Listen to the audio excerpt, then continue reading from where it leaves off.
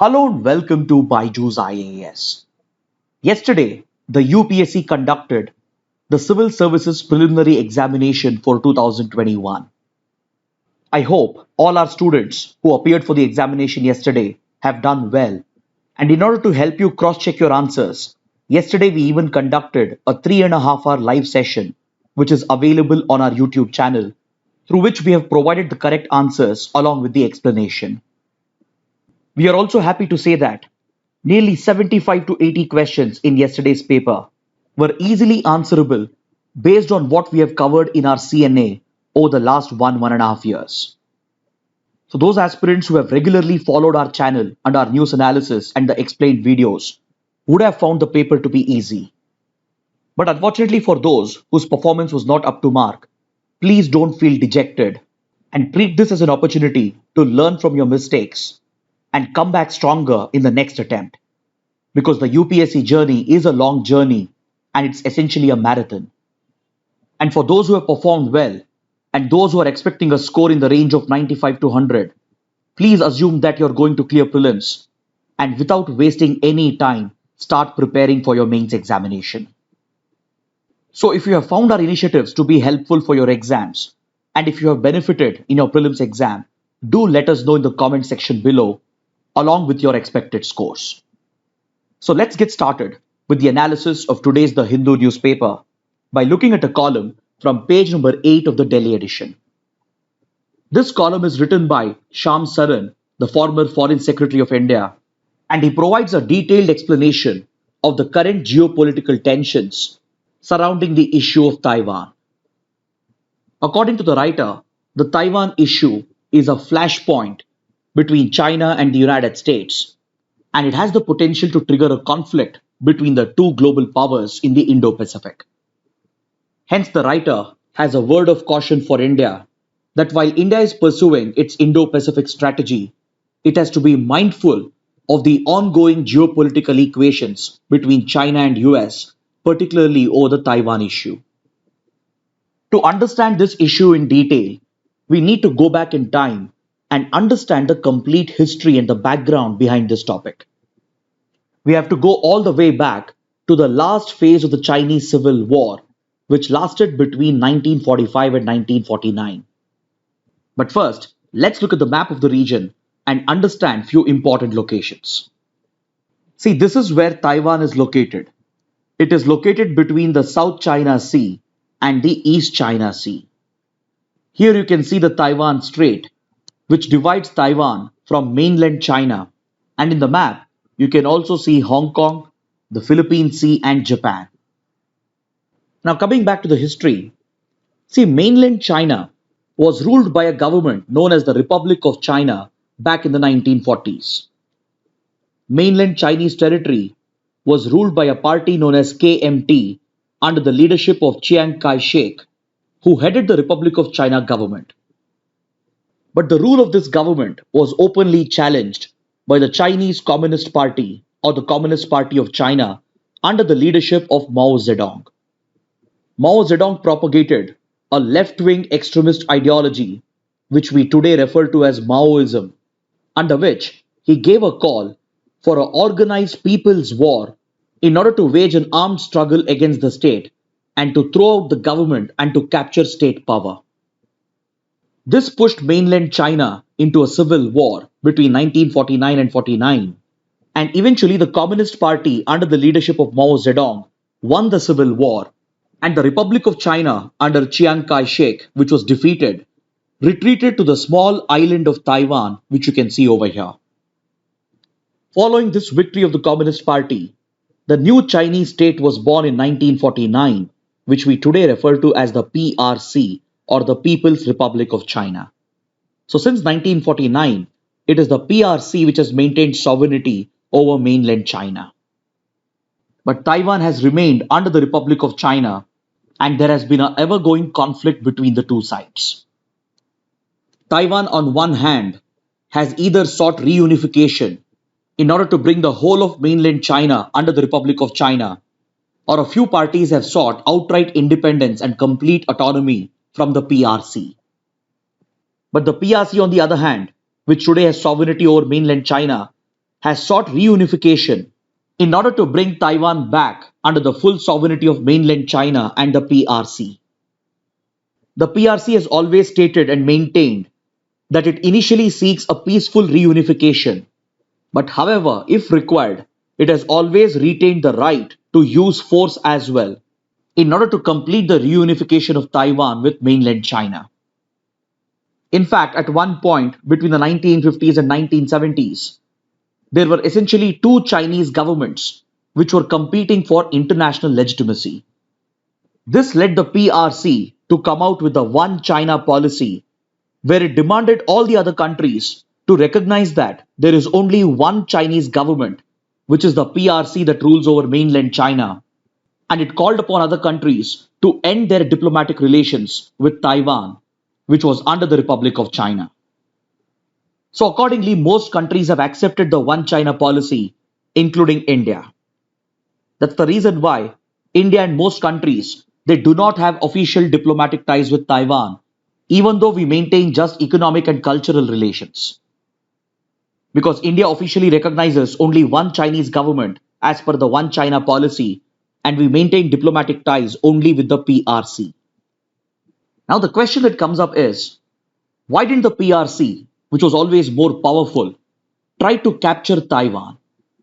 For the PRC, it has always been a top priority to achieve this reunification.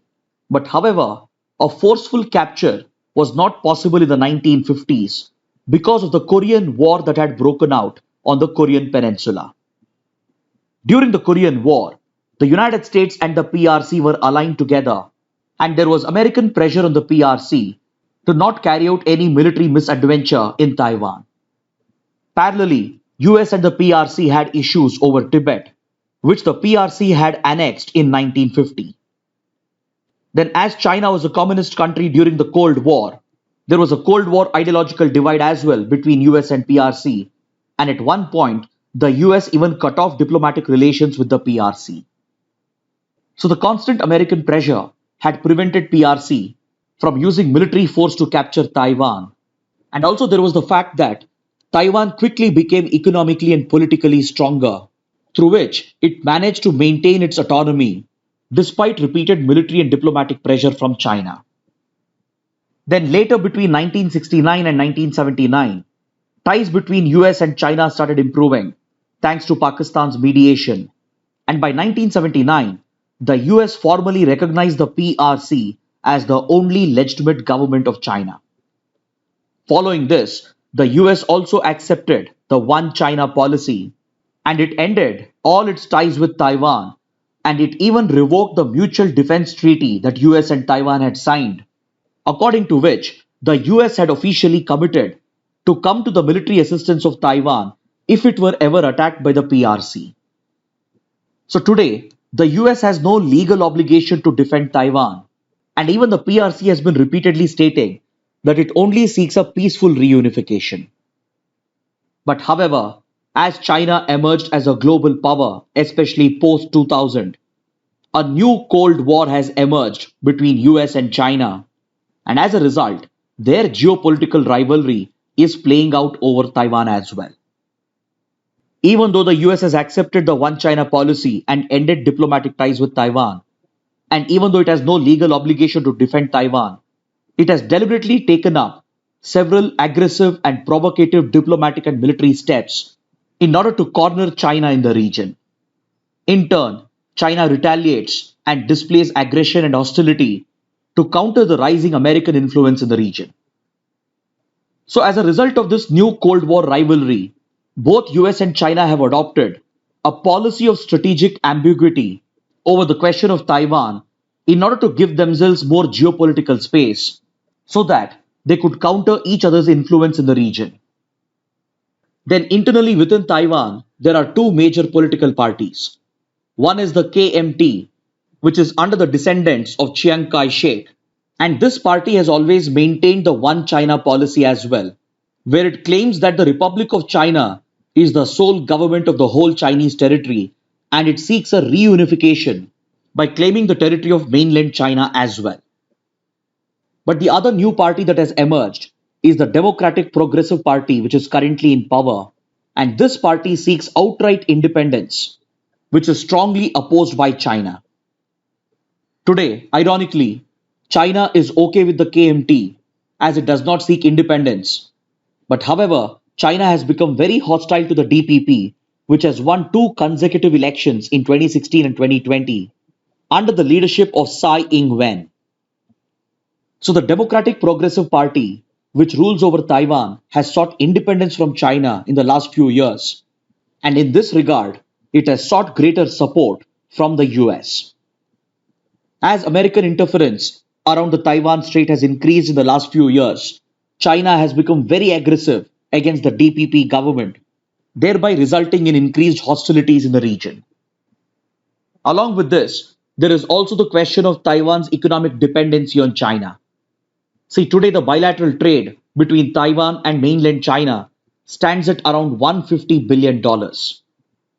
But in this economic relationship, China holds a much superior dominant position and it is capable of inflicting economic pain on Taiwan in case it moves towards independence or seeks closer relations with the US. Taiwan can't afford economic tensions with China because it has significant stakes in China. Despite being under constant diplomatic and political pressure from China, Taiwan has grown and has become a strong economic power. Taiwanese companies have invested significant amount of capital in China, which stands at around $188.5 billion. Whereas in comparison, Chinese capital in Taiwan is just around $2.4 billion. So the greater exposure of the Taiwanese economy to China gives China tremendous leverage against Taiwan. It allows China to resort to coercive policies in the diplomatic domain, in the military domain, and as well as in the economic domain to retain its firm hold over Taiwan and eventually seek a peaceful reunification, which might happen gradually in the coming years. The United States, on the other hand, officially does not extend support to Taiwan's independence movement. But however, over the last 10 to 15 years, the US has stepped up its diplomatic and military support to Taiwan, which is a direct result of its ongoing Cold War rivalry with China. This aggressive policy of the US has been accelerated by former President Donald Trump, and it is being continued by President Biden as well. Over the last few years, the United States has conducted several high-level diplomatic engagements with Taiwanese government and officials, and the American military has even extended great support to Taiwan, and the US armed forces are even deployed in the region once in a while. It has been reported that American forces were secretly training Taiwanese armed forces, and along with that, the US Navy and US Air Force are constantly deployed in the region, along with their aircraft carriers, nuclear-powered submarines, and fighter jets. The US even provides military supplies to Taiwan in order to strengthen its deterrence against China.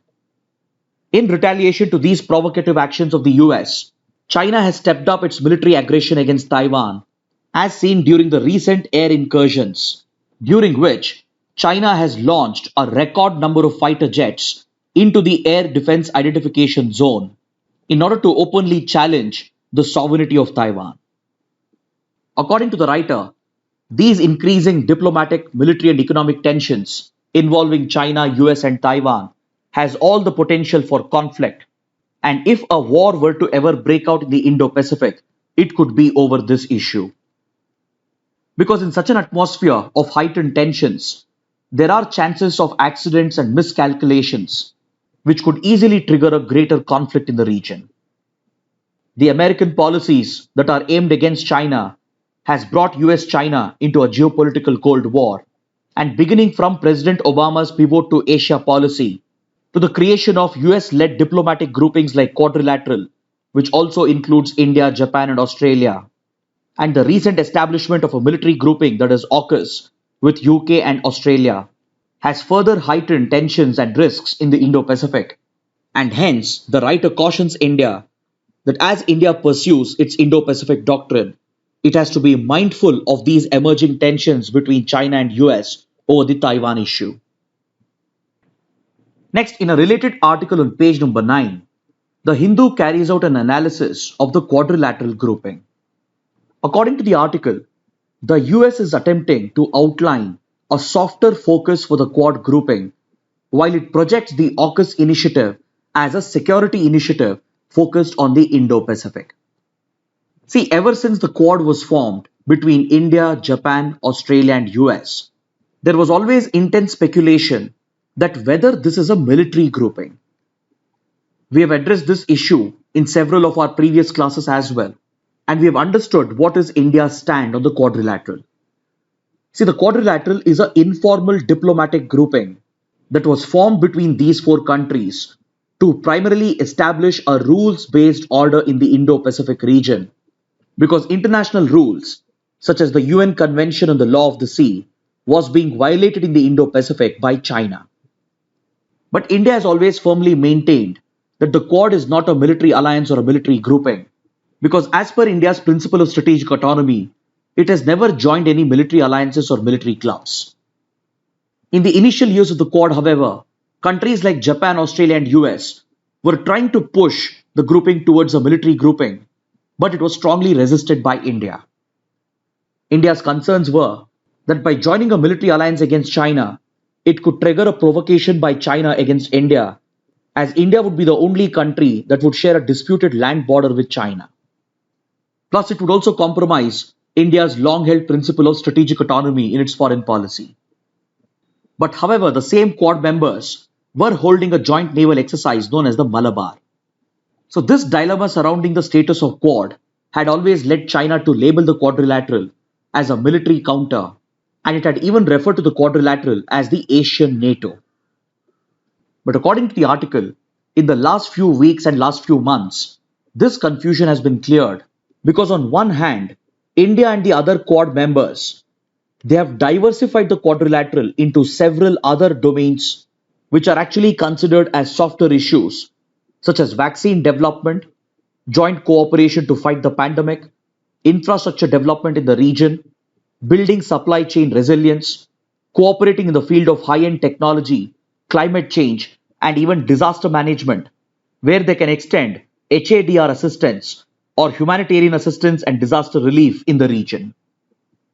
So essentially, the quadrilateral has a strategic angle to it, but however, it has diversified into several other economic areas and as well as into technology, trade, connectivity and logistics, and as well as people-to-people relations. On the other hand, the United States announced a new initiative known as the AUKUS with Australia and United Kingdom, and this has been clearly set up as a military grouping. Under this initiative, the US is transferring the technology of nuclear-powered submarines to Australia, and by enabling Australia to acquire this strategic defense platform, it seeks to directly counter the rising military aggression of China in the Indo-Pacific, especially in the South China Sea. Next, on page number 1 and 10, the Hindu carries a special article which analyzes the reasons behind the lack of protests against the farm laws by farmers in eastern and southern states, as compared to the sustained movement against the farm laws being seen in the northwestern states. So it's almost been 1 year since the government introduced the controversial farm laws, and even though the government maintains that the farm laws are intended to reform the agriculture sector, especially agri-marketing, there have been strong sustained protests against the farm laws, especially in states such as Punjab and Haryana. Now, if you're wondering why similar protests haven't taken off in other states and why it is limited to these states, then you have to compare the current procurement policies and PDS allocation in these different regions of India. See, as you know, the government procures food grains through the MSP system or the minimum support price. It has been observed that the MSP has disproportionately benefited the farmers of Punjab and Haryana, where the government procurement has been extremely high, whereas government procurement in the other states has been very low under the MSP. The article takes the example of states like Bihar, West Bengal, or even Tamil Nadu to show that the government procurement of wheat and paddy under MSP is very, very low. It accounts for hardly 2% of the national total. But in comparison, in states like Punjab and Haryana, the government procurement stands at a massive 27% and 11% respectively. It basically means that the farmers in these states are heavily dependent on the MSP system because of the flawed policies of the government. The farmers in the other states have never truly received the benefits of such procurement by the state, and hence they don't feel the impact of the new farm laws, which, according to the protesters, threatens to do away with the MSP system. Then, even with regard to allocation of food grains under the PDS through the National Food Security Act, it is the eastern and southern states which receive very high allocation from outside of the state, thereby placing them under a double burden. Because on one side, the eastern and southern states are affected by low procurement, and on the other hand, they have to sell their produce within the state at very low prices in the open market. Whereas in comparison, in the northwest, the procurement at MSP prices is very high and PDS allocation to these states is very low. So the farmers of Punjab and Haryana get better prices by selling their produce to the government at MSP prices through government procurement. And even the market prices will remain higher because the market is not flooded with cheaper produce through the PDS allocation system. So essentially, the stakes for farmers in Punjab and Haryana is higher with regard to the controversial farm laws, and hence we are witnessing sustained protests from these states against the farm laws. The same momentum is not witnessed in the other states because the farmers of these states are not essentially receiving the benefits of MSP to begin with, and hence they have no reason to protest against the farm laws because, in the first place, they haven't even got many of the benefits that the new farm laws threaten to take away. Now let's look at an article from page number 11 that refers to the Kalapani border dispute between India and Nepal. See, the Kalapani region, located at the tri-junction of India, Nepal and China, is disputed between India and Nepal. This dispute traces back its origin to the Treaty of Sugauli of 1816, which was signed between the then British Indian government and the Kingdom of Nepal. This agreement, signed at the end of the Anglo-Nepalese War, demarcated the boundaries between British India and Nepal, and for this demarcation, the Kali River was used as a reference, which has been later disputed by India and Nepal after they gained independence. But until recently, this dispute was a minor dispute, and Kalapani region, including the Limpiadura region, which is disputed, falls under the administrative control of India as it is part of the Pithodgarh district in Uttarakhand. But last year, the then Prime Minister of Nepal, KP Oli, who is considered to be a pro-China leader and who is seen as a controversial Nepali politician who has always supported strong anti-India sentiments for his electoral reasons, aggravated this minor border dispute, thus turning it into a major diplomatic issue between India and Nepal. The Kalapani region is of great strategic significance to India because it provides India access to the strategic Lipu Lake Pass, which is one of the routes for the Kailash Manas Sarovar Yatra in Tibet. And apart from its cultural significance, it also has strategic and military significance as both India and China maintain a strong military presence at the Lipu Lake Pass, along with having a border meeting point where the Indian and Chinese military commanders often hold talks over the border dispute. But last year, after KP Oli raised the issue, the Nepalese parliament even amended its constitution to include Kalapani as a part of Nepalese territory without consulting India. This led to aggravated tensions and diplomatic issues between India and Nepal, but finally both the sides have been able to achieve some progress, especially after the KP Oli government was dismissed by the Nepali Supreme Court following an internal political crisis. So now, senior leaders of Nepal's political parties like Nepali Congress are visiting India and assuring India that this territorial dispute can be solved through bilateral dialogue in a peaceful manner. But however, most parties of Nepal maintain that Kalapani is a region that belongs to Nepal. Then coming to the last article from page number 4, Meghalaya has reported that it has successfully revived a highly polluted river. The Meghalaya Pollution Control Board has claimed that the Luka River, which had become highly polluted and turned bright blue in color, has been successfully revived and restored following a detoxification exercise. So the Luka River flows through the East Jaintia Hill region of Meghalaya, but this river had become highly polluted due to extensive rat hole mining in the region. The presence of numerous rat hole mines in the East Jaintia district had led to the contamination of river with acid mine drainage and the toxic runoff from these rat hole mines, which had altered the pH level and the color of the water, where the polluted water would frequently turn blue or even yellow, and it was even resulting in the death of the aquatic species.